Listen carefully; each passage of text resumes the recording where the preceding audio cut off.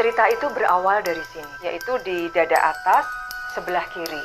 Tapi sebetulnya tanda itu memiliki nyawa. Siapa sih laki-laki kakek ini yang berdiri di depan lemari? Karena tidak menemukan jalan, baru beberapa langkah ke depan, dan akhirnya kami pacaran. Dok, kowe iki pantese karo Imam. Saya menoleh gitu, berbalik ke belakang. Saya melihat ibu.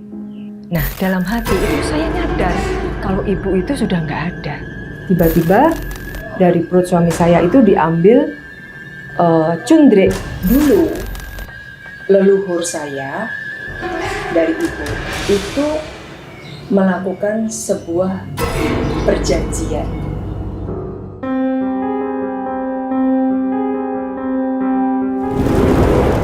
Assalamualaikum warahmatullahi wabarakatuh. Salam sehat dan sejahtera untuk kita semuanya. Jumpa lagi dengan saya Retno Sutarto dalam cerita kisah.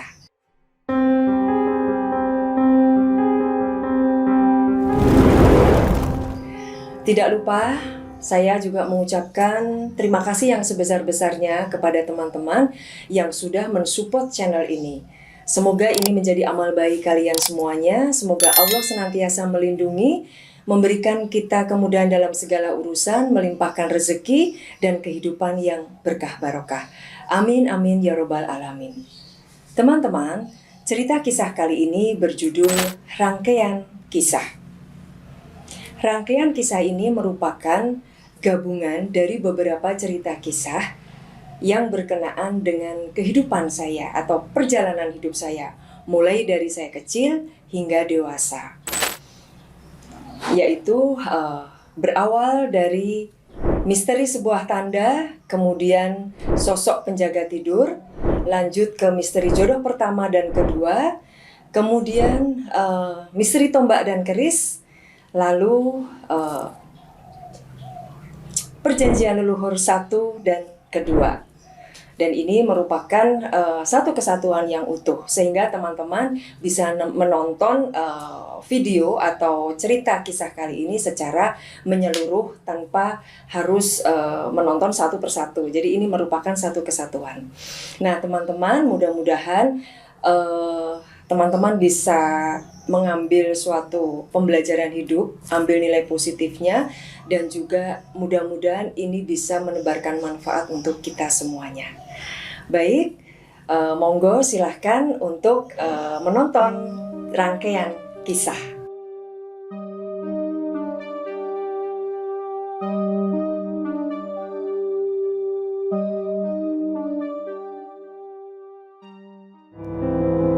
Cerita itu berawal dari sini.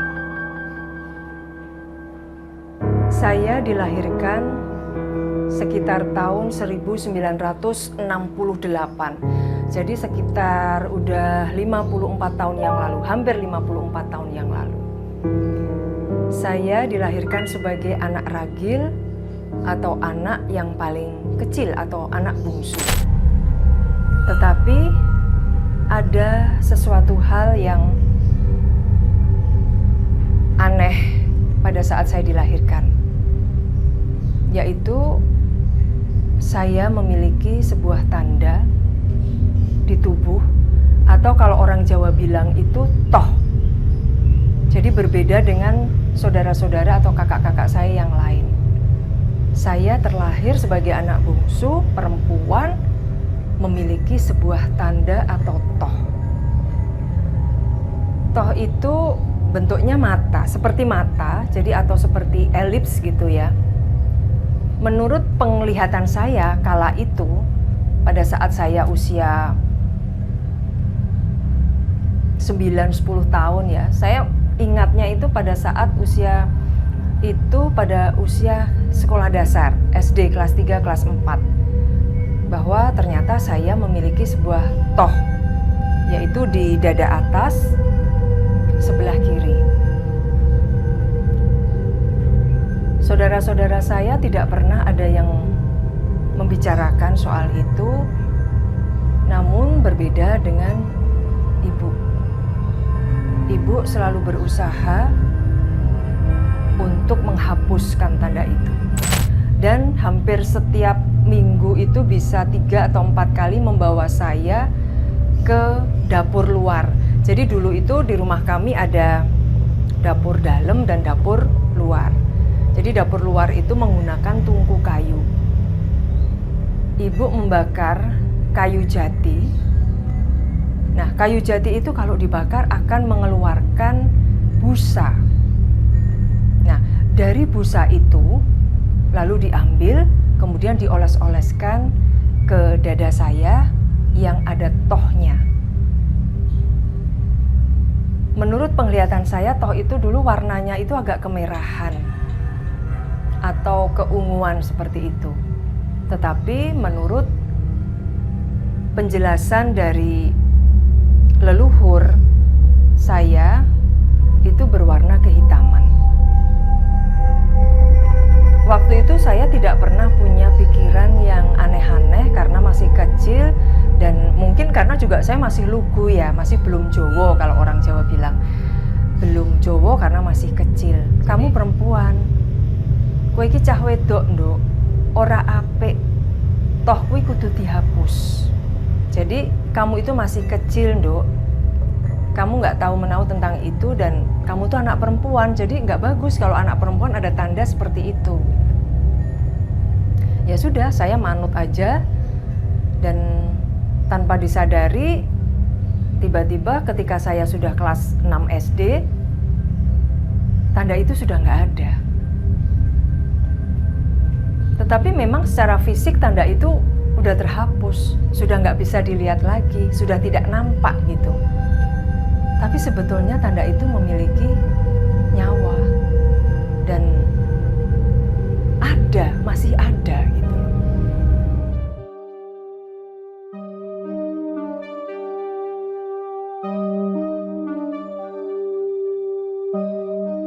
Teman-teman, cerita kisah kali ini yaitu tentang penjaga tidur. Sebenarnya cerita ini masih merupakan kelanjutan daripada cerita kisah sebelumnya yang berjudul Misteri Sebuah Tanda. Jadi saat ini saya seperti mengumpulkan potongan-potongan puzzle dari berbagai peristiwa-peristiwa yang terjadi yang saya alami. Dari saya kecil, dewasa, bahkan hingga saat ini. Teman-teman, seperti yang sudah saya ceritakan sebelumnya bahwa di Kota Ponorogo, kami sekeluarga menempati sebuah rumah joglo, limas, yang merupakan peninggalan dari leluhur bapak. Di rumah tersebut, saya menempati sebuah kamar yang berada di belakang, yang memiliki teras menghadap ke halaman belakang. Nah, kamar saya itu bersebelahan dengan kamarnya bapak ibu, di mana antara kamar bapak ibu dan kamar saya ada pintu penghubungnya. Nah, saya di kamar itu tidak tidur sendirian, tetapi ditemani oleh kakak perempuan saya yang usianya 7 tahun di atas saya. Jadi pada saat itu dia sudah duduk di bangku SMA. Nah, kami tidur di tempat tidur masing-masing. Jadi di kamar saya itu ada 2 tempat tidur bersebelahan. Nah, di sebelah kanan tempat tidur saya itu ada sebuah lemari kayu dengan 2 daun pintu yang dihiasi oleh cermin berbentuk oval di salah satu daun pintunya. Di sebelah kanan lemari, pas di pojokan gitu, ada sebuah pispot untuk buang air kecil yang memang sengaja disiapkan oleh ibu untuk saya. Karena rumah kuno zaman dulu itu kamar mandinya tidak menyatu dengan kamar tidur. Jadi ada di ruangan lain. Walaupun sebetulnya kamar mandi itu tidak jauh, tetapi saya masih ada rasa takut kalau harus keluar kamar untuk ke kamar mandi. Nah, di kamar itulah peristiwa itu terjadi. Pada saat malam hari, ketika saya terbangun dari tidur untuk buang air kecil di pispot, saya melihat sosok laki-laki tinggi besar, berparas ganteng, berdiri di depan lemari. Sosok itu mengenakan pakaian atau baju hitam-hitam dengan kepalanya diikat seperti kain batik yang menyerupai belangkon. Saya sebetulnya tidak ada rasa takut, tetapi heran saat itu. Sopo toh simbah iki kok ngadeg nang ngarep lemari? Gitu dalam hati saya. Jadi artinya siapa sih laki-laki kakek ini yang berdiri di depan lemari? Akhirnya tanpa basa-basi, saya pun ngomong sama sosok tersebut. Mbah, minggir yo mbah, aku arep rono, arep pipis neng pispot gitu. Artinya, kek, minggir ya kek, saya mau lewat, saya mau buang air kecil di pispot gitu. Nah, si kakek itu tidak menjawab, sosok itu diam, tetapi dia menggeserkan badannya beberapa langkah ke kanan sampai menembus pintu kamar kami yang menghubungkan ruangan lain. Melihat kejadian itu, sontak saya kaget dong. Kok bisa ya? Maksudnya kok bisa nembus pintu gitu? Sebetulnya ini siapa gitu? Tetapi ya sudah, saya tidak punya pikiran yang aneh-aneh dan akhirnya saya tidak menghiraukan kejadian itu. Lalu saya beranjak dari tempat tidur, lalu buang air kecil di pispot. Ketika saya buang air kecil di pispot, sosok itu tetap berdiri jadi separuh badannya itu udah nembus ke pintu dan separuh badannya itu masih berada di kamar.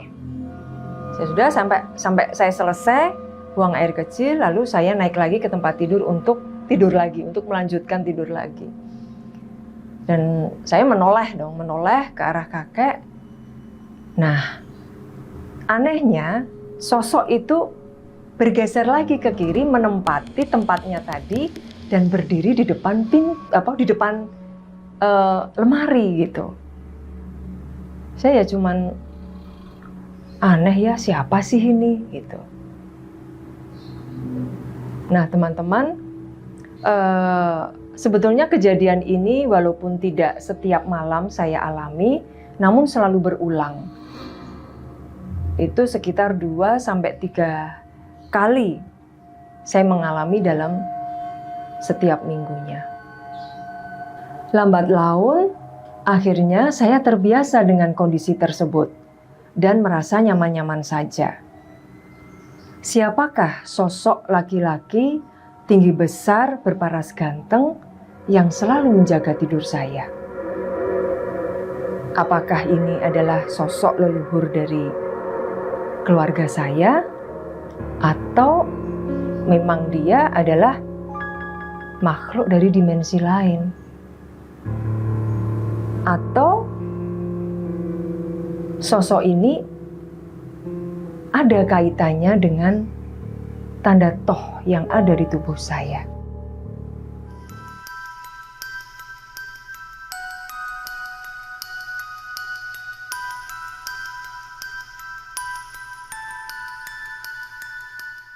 Ceritanya saya itu bermain di kampung sebelah bersama teman-teman.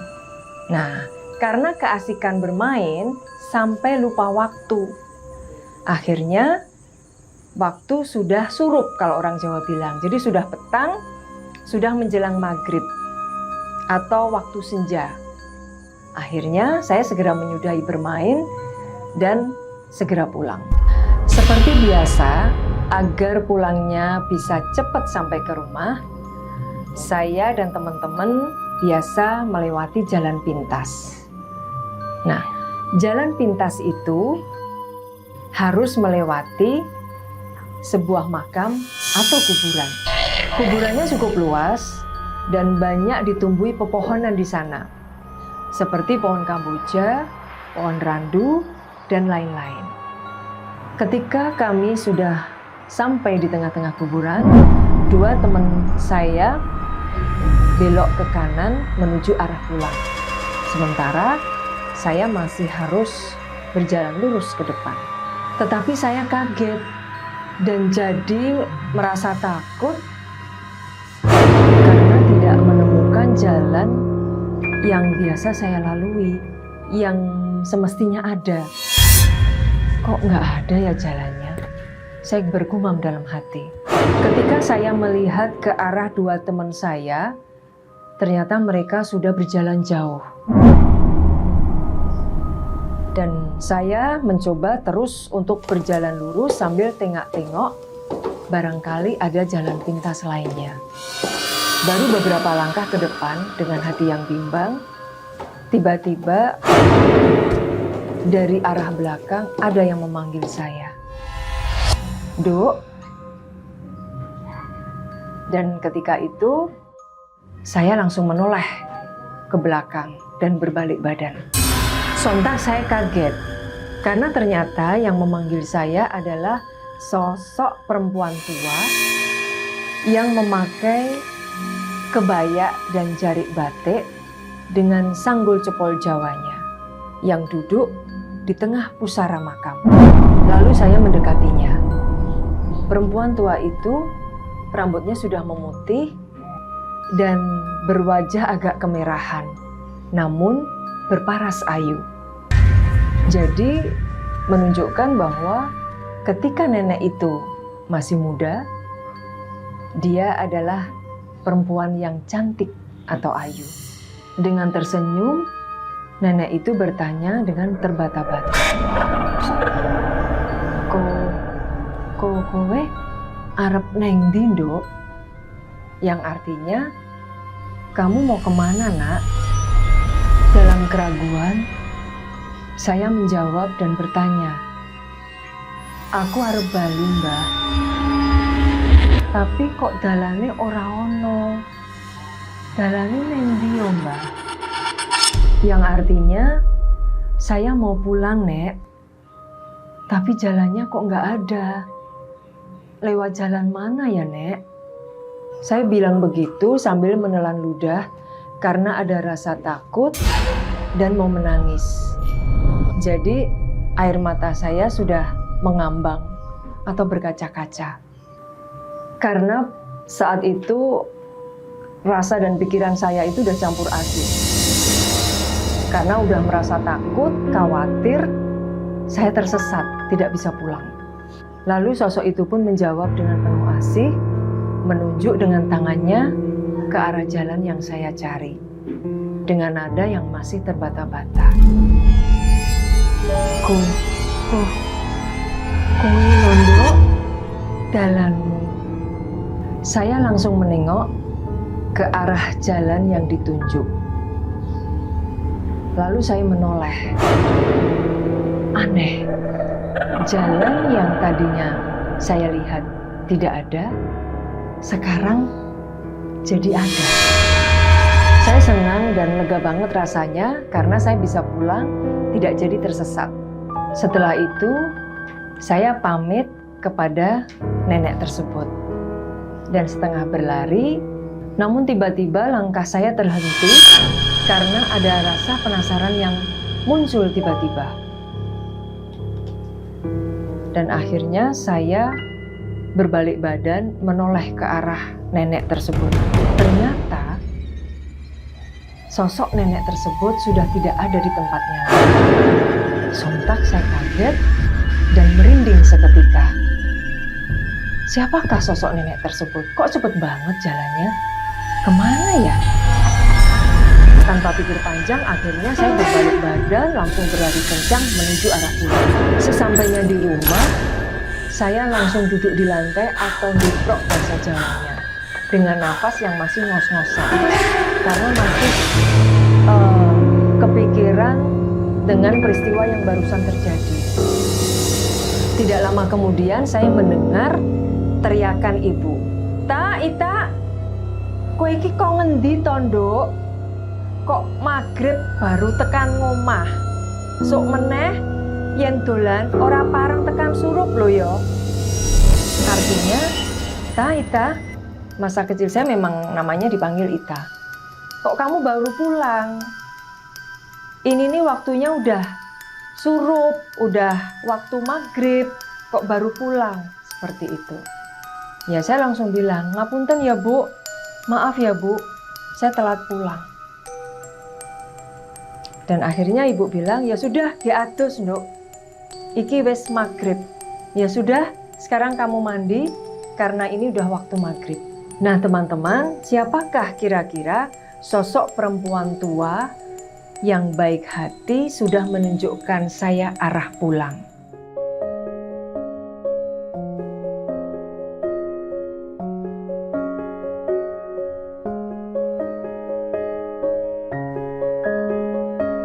Nah, ketika saya lulus SMA atau masuk ke dunia perkuliahan di kota Palembang, Bapak dan Ibu pindah lagi dari kota Yogyakarta ke kota Solo, Jawa Tengah. Karena waktu itu memang Ibu berkeinginan untuk kembali lagi ke kota kelahirannya, dan suatu saat apabila Allah memanggilnya, Ibu mau dimakamkan di kota kelahirannya, yaitu di makam keluarga Praji Maloyo, Surakarta. Ketika saya mulai duduk di bangku perkuliahan, kembali lagi peristiwa aneh itu terjadi. Nah, teman-teman, ketika saya kuliah di salah satu fakultas di Universitas Negeri di Kota Palembang, saya diperkenalkan dengan seseorang, sebut saja namanya Mas Aji. Mas Aji ini usianya 4 tahun di atas saya. Dia sudah kuliah di Yogyakarta dan tinggal di Yogyakarta. Saya kenal dengan Mas Aji diperkenalkan oleh seorang teman SMA saya. Akhirnya gayung bersambut, kami berkenalan, dan akhirnya kami pacaran. Jadi pacaran kami jarak jauh, saya di Palembang dan Mas Aji di kota Yogyakarta. Mas Aji ini usianya 4 tahun di atas saya. Jadi memang lebih dewasa, lebih kayak saya melihatnya dia lebih sabar.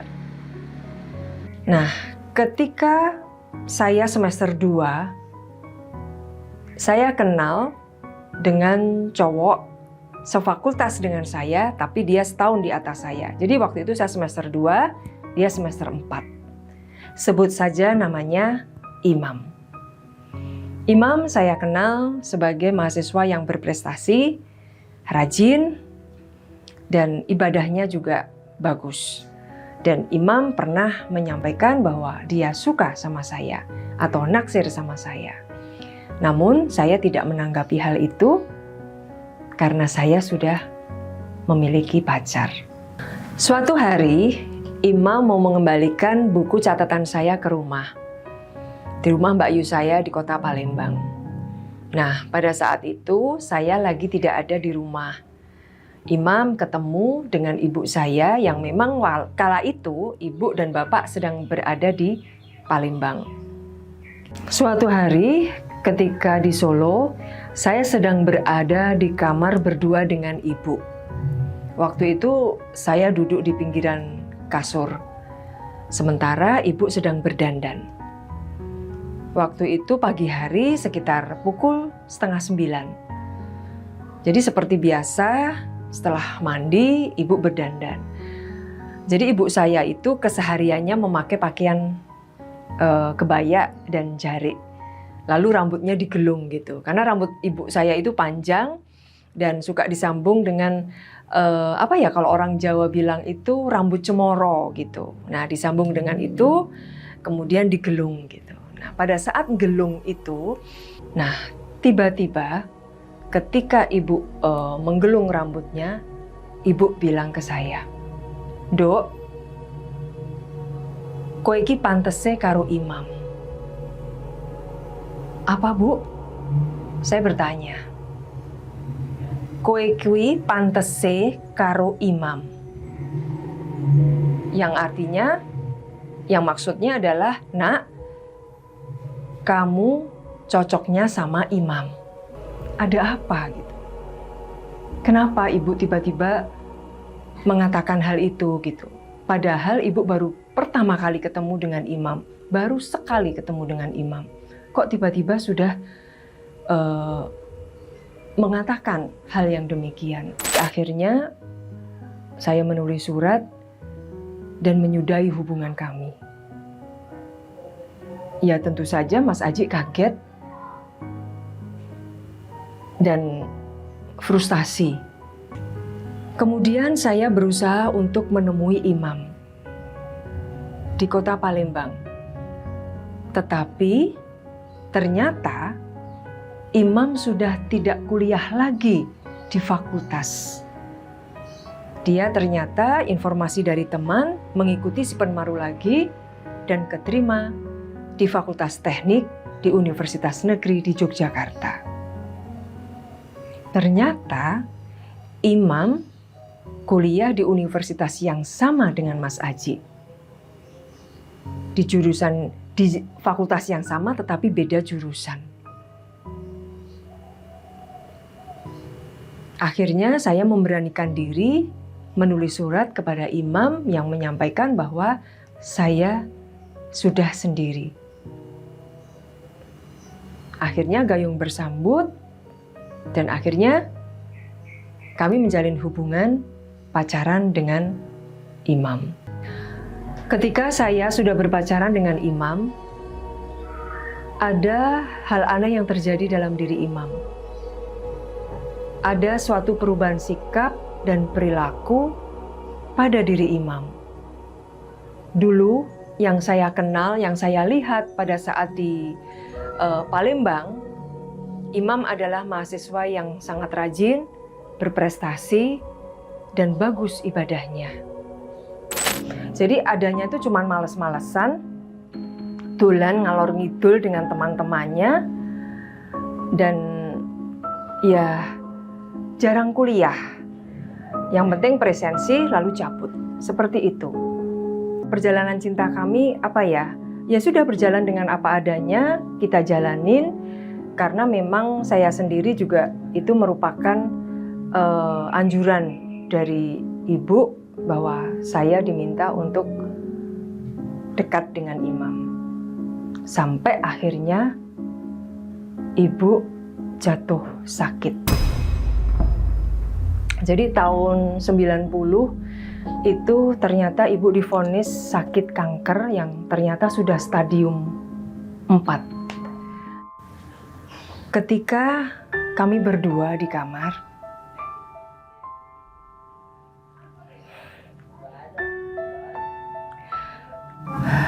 ibu bilang ke saya, "Nduk Ika, aku pengen weruh kowe nikah karo imam. Ibu pengen delok kowe, Nduk." Jadi artinya bahwa ibu ingin melihat saya di pelaminan dengan imam. Karena sebetulnya mungkin ibu sudah merasa bahwa usianya sudah tidak panjang gitu. Lalu saya cuma bisa mengiyakan, "Iya Bu, ibu harus sembuh, ibu harus sehat."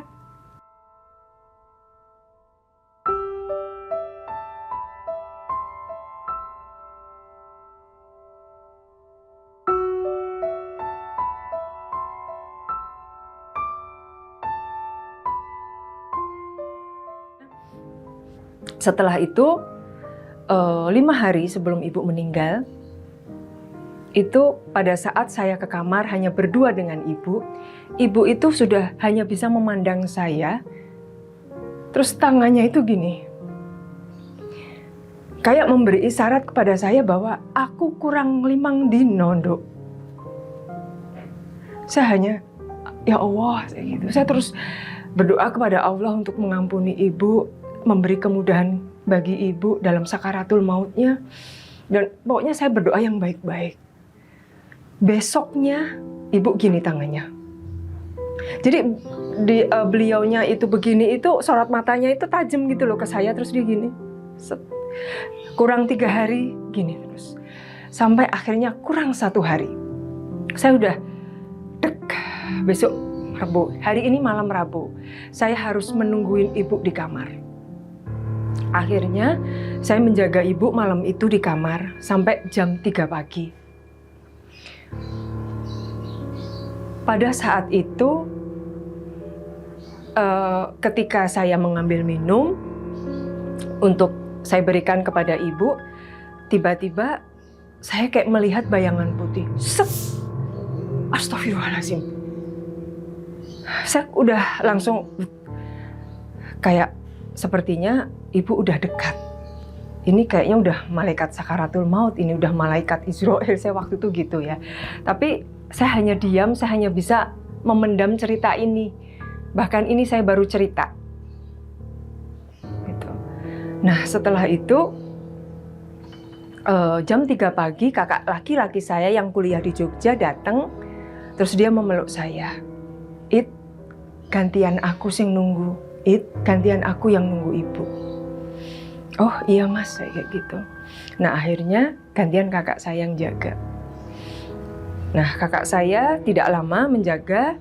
Terus mulai dari menjelang subuh itu digantikan oleh kakak perempuan saya yang ada di Palembang waktu itu sudah datang ke Solo. Namanya Mbak Ulan.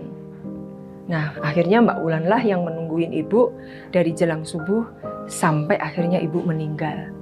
Nah pada saat jam 8:30 pagi akhirnya ibu dipanggil oleh Allah. Karena nafasnya ibu sudah tidak bunyi lagi, sudah halus. Kakak saya yang jaga langsung teriak. Ibu sudah nggak ada. Nah akhirnya kami ngumpul di kamar. Saya tidak menangis. Saya waktu itu hanya berdoa, ya Allah berikanlah yang terbaik untuk ibu. Karena saya nggak tega ketika melihat ibu mengerang-ngerang kesakitan. Jadi doa saya hanya memohon yang terbaik kepada Allah. Akhirnya Allah lebih sayang sama ibu. Nah setelah kejadian itu, saya sedikit teringat akan pesan ibu bahwa waktu itu ibu masih ingin melihat saya di pelaminan dengan imam. Tetapi ternyata Allah berkehendak lain. Akhirnya pada Januari tahun 1993 saya menikah dengan imam tanpa kehadiran ibu karena ibu sudah meninggal. Ketika saya menikah dengan imam, imam belum lulus. Jadi saya lulus duluan. Tapi waktu itu bapak memaksa saya untuk segera menikah dengan imam. Walaupun imam belum selesai kuliahnya. Perkawinan kami cukup sederhana dan penuh keharuan. Waktu itu ibu diwakili oleh kakak perempuan saya yang nomor 2.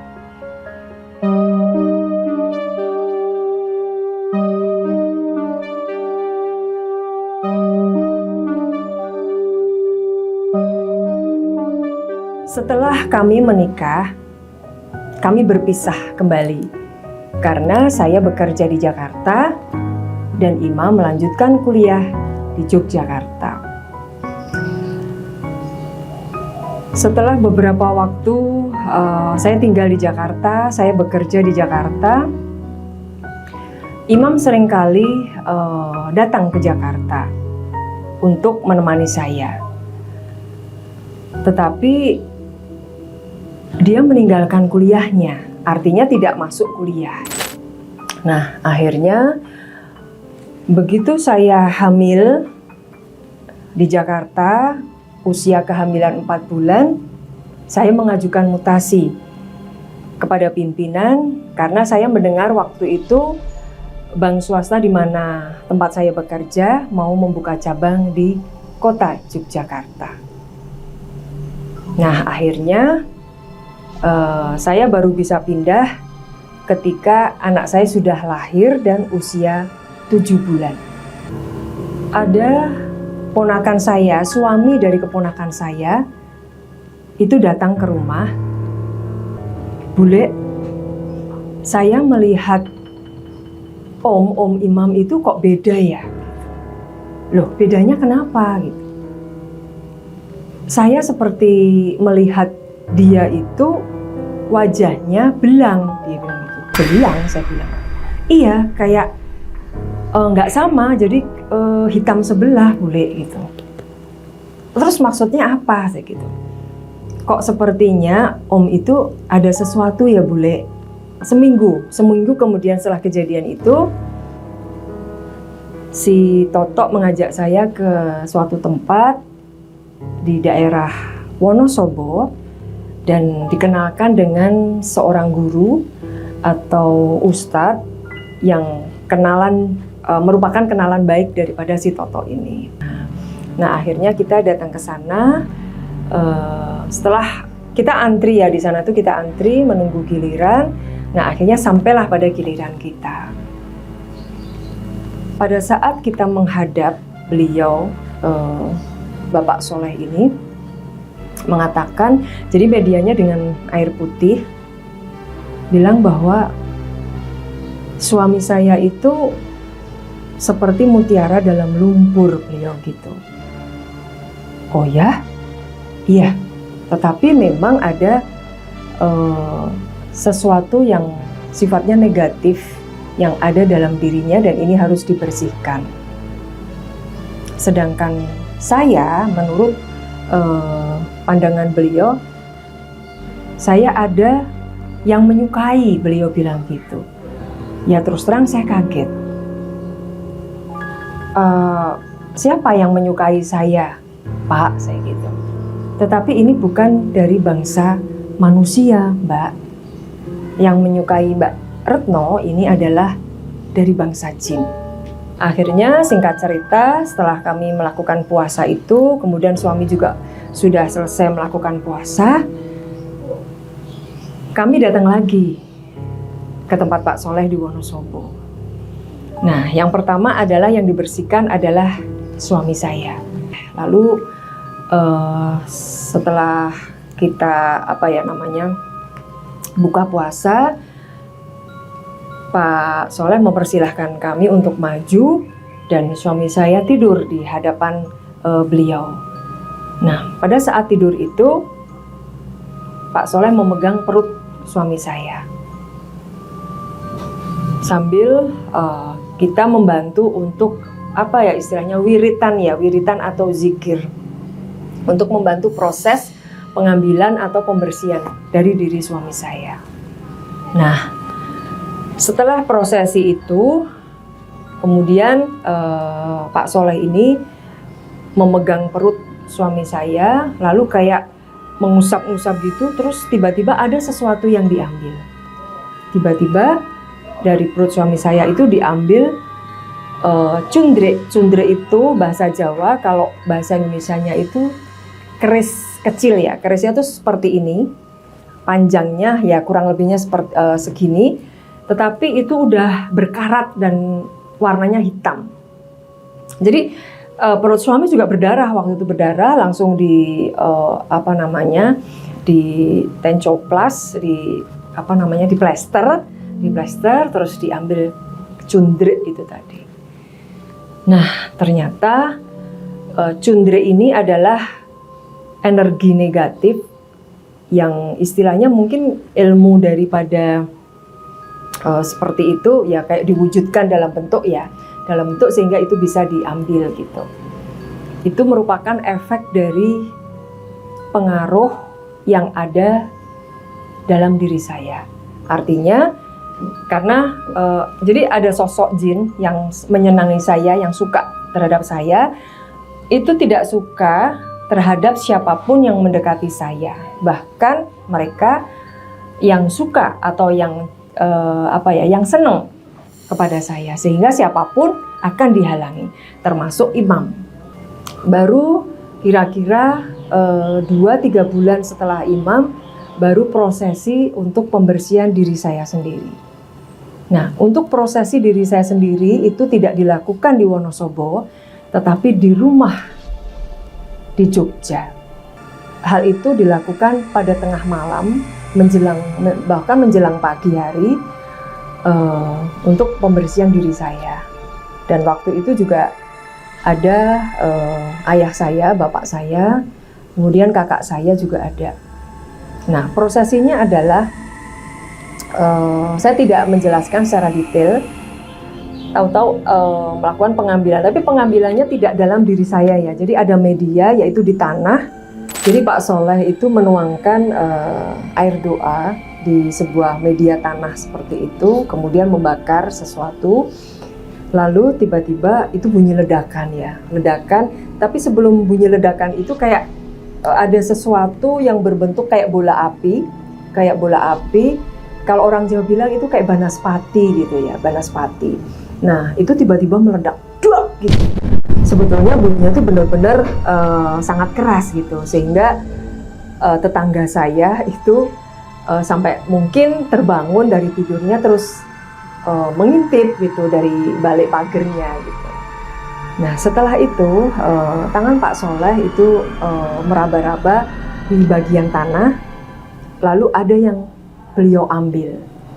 Nah beliau mengambil satu barang agak panjang gitu, warnanya agak kehitaman. Diambil satu, disimpan, ditaruh, kemudian ada lagi satu yang diambil dari dalam tanah, diambil lagi satu lagi. Barangnya hampir sama. Nah, setelah itu kita masuk ke dalam, lalu barangnya itu ditaruh di di atas kain putih. Jadi kita melihat semua gitu. Nah, barangnya ini berupa yang satu itu tombak besar dan warnanya itu udah kehitaman. Dan yang satu lagi itu barangnya berbentuk keris agak besar, tapi bentuknya itu ada bentuk perempuan berambut panjang yang timpoh duduknya. Jadi duduknya tuh gini, nunduk gini, tapi rambutnya tuh panjang. Terus ada lubangnya gitu perempuan itu. Saya juga kaget, saya jadi kayak terbengong-bengong gitu loh melihat. Waduh, kok seperti ini gitu.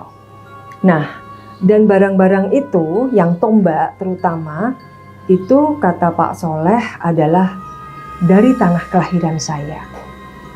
Nah, sedangkan yang wujudnya keris yang ada gambar perempuan berambut panjang itu adalah dari tempat tinggal saya di Jogja. Kemudian Pak Soleh ini bercerita bahwa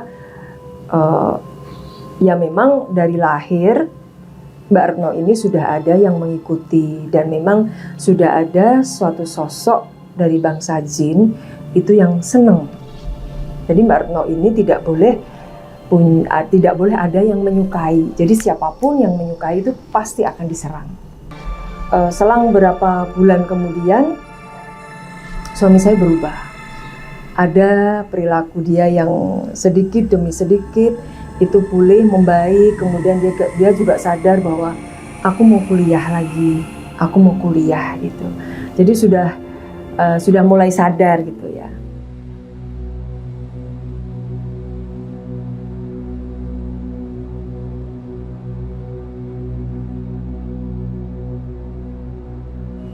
Nah,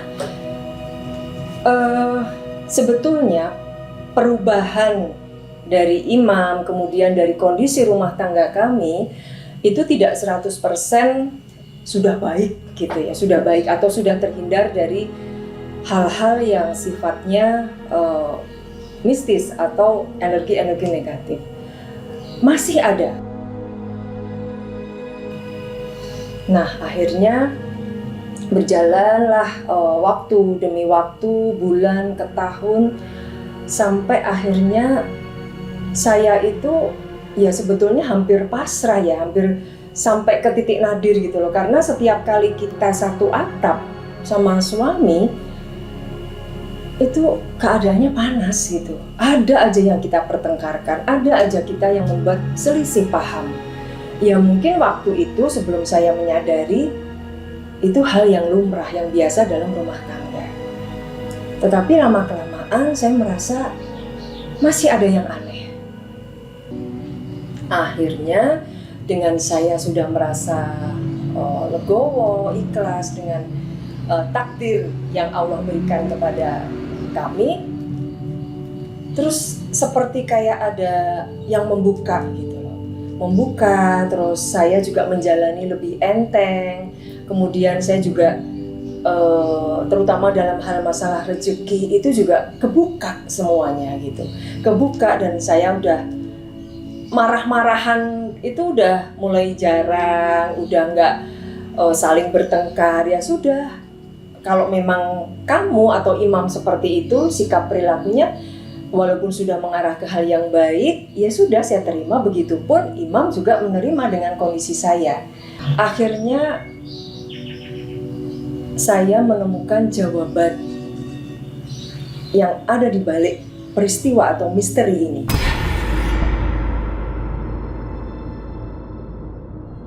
Kalau teman-teman tahu bahwa tentang mata langit. Nah, waktu itu saya sempat di Jakarta ini sempat mencari kemana ya saya harus bisa konsultasi atau menguak misteri yang ada dalam diri saya. Saya bukannya sok tahu atau bempia sih kalau atau bagaimana sih kalau saya tahu tentang kejadian yang sebenarnya atau sesuatu yang terjadi di balik ini semua, terus saya mau apa gitu. Ya cuman saya ingin tahu aja bahwa oh ternyata seperti ini gitu. Ya sudah, kita jalani gitu. Nah, akhirnya sampailah kita pada hari di mana saya bisa bertemu dengan tim Mata Langit, dengan Panglima Langit dan Mbak Ratna Listi bersama timnya.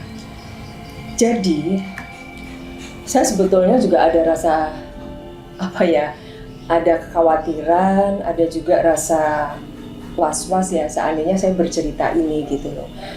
Tapi mau nggak mau memang saya harus bercerita karena dari pengalaman yang saya alami ini bisa menjadi pembelajaran hidup untuk siapapun.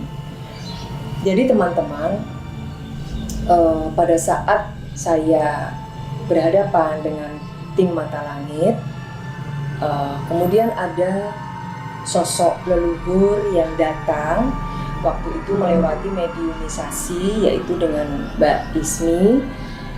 Nah, saya nggak bisa menyebutkan sosok itu namanya siapa, tetapi beliau ini adalah masih berasal dari Kraton Surakarta, dan beliau ini tahu banget tentang sejarah perjalanan hidup dari keluarga saya, terutama dari terahnya ibu.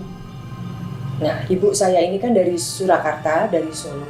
Nah, menurut penjelasan dari beliau bahwa dulu leluhur saya dari ibu itu melakukan sebuah perjanjian. Nah, perjanjian ini bukan perjanjian biasa ya. Jadi perjanjian yang dilakukan antara manusia dengan manusia, tetapi perjanjian ini dilakukan antara manusia dengan bangsa, mungkin bisa disebut bangsa jin ya, karena makhluknya Allah di luar dimensi manusia gitu. Saya juga pada saat dijelaskan seperti ini juga sempat kaget, terus ada deg-degan juga gitu. Nah, hanya perjanjiannya itu perjanjian tentang apa memang tidak dijelaskan, tetapi beliau bilang bahwa ternyata saya ini adalah seorang perempuan yang dicirikan. Jadi perempuan yang memiliki tanda, di mana dengan tanda itu mereka atau dari bangsa mereka, jin atau di luar dimensi manusia, itu bisa memantau atau melihat keberadaan saya. Nah, terus saya ingat bahwa dicirikan itu mungkin sesuatu yang tanda yang ada dalam diri saya, yaitu berupa toh. Kalau teman-teman ingat bahwa ada satu judul yang saya sudah bercerita tentang misteri sebuah tanda. Makanya tanda itu melekat dalam diri saya. Makanya waktu itu ibu selalu berusaha untuk menghapus. Walaupun berhasil dihapus secara kasat mata dilihat itu memang sudah tidak nampak, tetapi ternyata dia masih memiliki nyawa.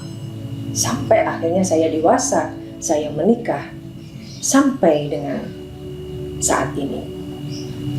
Nah, Kemudian kenapa saya dicirikan? Karena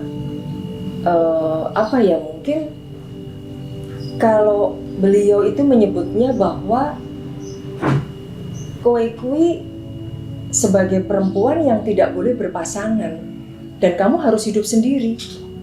Seperti itu. Makanya setiap kali ada orang yang memang dia senang sama saya, suka sama saya, dan memang bermaksud untuk menikahi saya, akan dihalangi. Nah, sebetulnya antara bapak dan ibu dulu itu mengetahui perjanjian ini.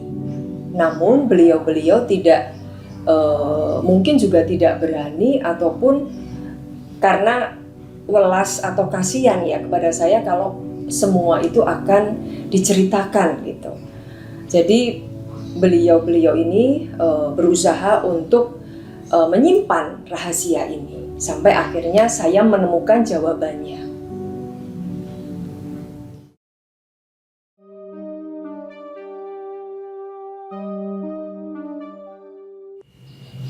Nah, teman-teman,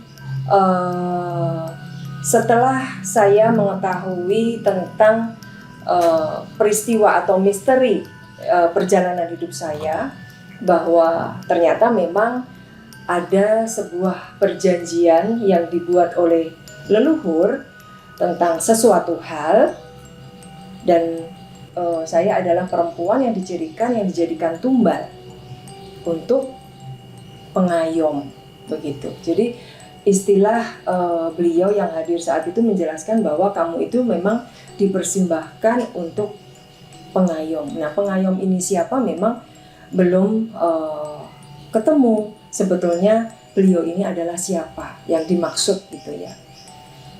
Nah, oleh karena itu maka sejak kecil itu saya sudah ada sosok yang mengikuti, atau bisa juga dikatakan kayak mata-mata atau spion ya bagi pengayom itu sendiri, sehingga siapapun yang mendekati saya dengan maksud tertentu, yaitu terutama kalau ada kaitannya dengan masalah cinta, suka, itu pasti akan dihalangi dengan berbagai cara. Jadi ini sudah kejadian dalam hidup saya, yaitu imam pertama kali mendekati saya, baru aja pacaran sudah berubah sikapnya, sikap, perilaku, bahkan sesuatu hal yang tidak wajar gitu. Nah, selain itu tanda-tanda bahwa, jadi ini saya kembali flashback lagi ke peristiwa-peristiwa pada saat saya kecil. Saya mengalami tentang hal-hal yang di luar nalar, yaitu tentang sebuah tanda yang sudah saya jelaskan di cerita sebelumnya. Kemudian ini sosok yang hampir setiap malam menjaga saya tidur. Sebetulnya kalau dari keterangan yang saya dapat, bahwa sosok penjaga tidur ini sebetulnya bukan sosok yang dimaksud pengayom itu gitu loh. Jadi sosok ini adalah perwujudan dari wujud yang bisa dilihat secara manusia, itu wujudnya seperti itu gitu loh. Itu sosok manusia yang mengenakan blangkon, kemudian baju Jawa seperti itu. Tetapi ada sosok lagi yang ada di balik sosok penjaga tidur ini. Menurut keterangannya, sosok yang di belakang beliau yang menjaga tidur saya ini adalah sosok yang kuat, yang katanya memiliki wibawa yang cukup besar, dan beliau ini berpakaian seperti kayak pangeran atau seorang raja gitu. Tetapi memang tidak bisa dilihat secara jelas siapakah beliau ini. Nah, beliau ini yang seperti sosok seperti pangeran atau raja ini memang memerintahkan sosok yang selalu menjaga tidur saya. Nah, dari peristiwa-peristiwa ini saya merasa bahwa ternyata nggak mudah ya, nggak gampang gitu ya menjalani hidup dengan adanya embel-embel seperti itu gitu. Tetapi apapun yang terjadi, saya harus menghadapi itu semua.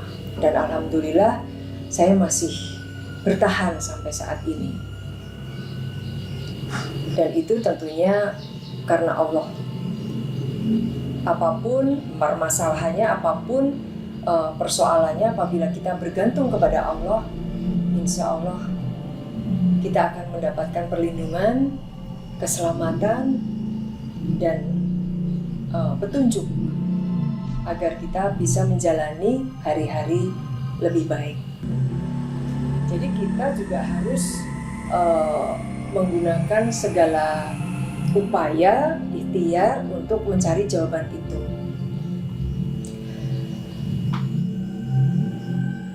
Lalu, apakah imbas dari perjanjian itu masih terasa sampai sekarang? Ya, kalau saya pribadi masih merasakan akibat dari sebuah perjanjian itu.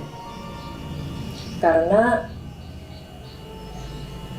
kehidupan kami juga selalu berpisah gitu, selalu jarak jauh. Saat ini saya di Jakarta, suami di Jawa Timur, anak di Yogyakarta, dan kami bertemu apabila kami bisa meluangkan waktu bersama, apabila kita memiliki waktu yang longgar atau pada saat kita libur gitu. Nah, teman-teman, sebetulnya dari perjanjian ini masih ada misteri. Misteri yang belum terkuak adalah sosok yang disebut pengayom. Pengayom itu saya belum bisa bercerita di sini karena memang saya belum menemukan siapa sosok beliau. Yang kedua yaitu tentang perjanjian itu sendiri yang dibuat oleh leluhur, itu mengenai apa, itu juga belum terkuak. Ini masih PR buat saya, dan saya mohon doa dari teman-teman semua, semoga saya nantinya bisa bercerita lagi tentang cerita kisah ini yang yang bisa mengungkap misteri yang ada seperti itu. Nah, dari sini kita bisa mengambil hikmah, bisa mengambil pembelajaran hidup bahwa kita tidak boleh melakukan perjanjian yang tidak diperbolehkan oleh agama. Artinya perjanjian yang dilakukan dari manusia dengan pihak jin atau makhluk di luar dimensi manusia. Kadang-kadang imbasnya itu nggak baik, hampir selalu nggak baik gitu ya.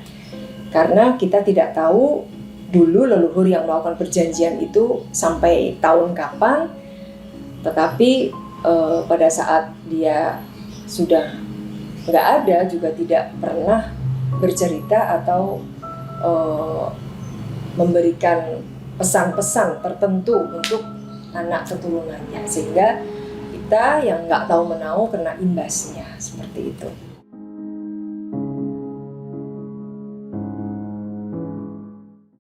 Nah, teman-teman, itulah tadi rangkaian kisah tentang perjalanan hidup saya dari mulai saya kecil hingga dewasa, bahkan sampai dengan saat ini. Itu merupakan puzzle-puzzle atau potongan-potongan cerita yang dulu merupakan misteri bagi saya. Alhamdulillah sekarang sudah bisa terungkap.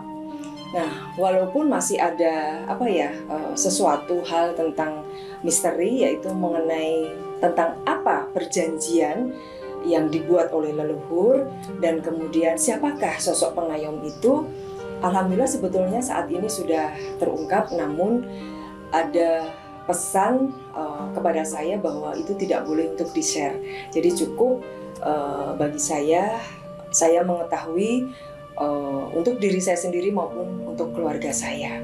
Namun saya juga terima kasih kepada teman-teman semuanya yang sudah meluangkan waktunya untuk bisa menonton rangkaian kisah perjalanan hidup saya ini.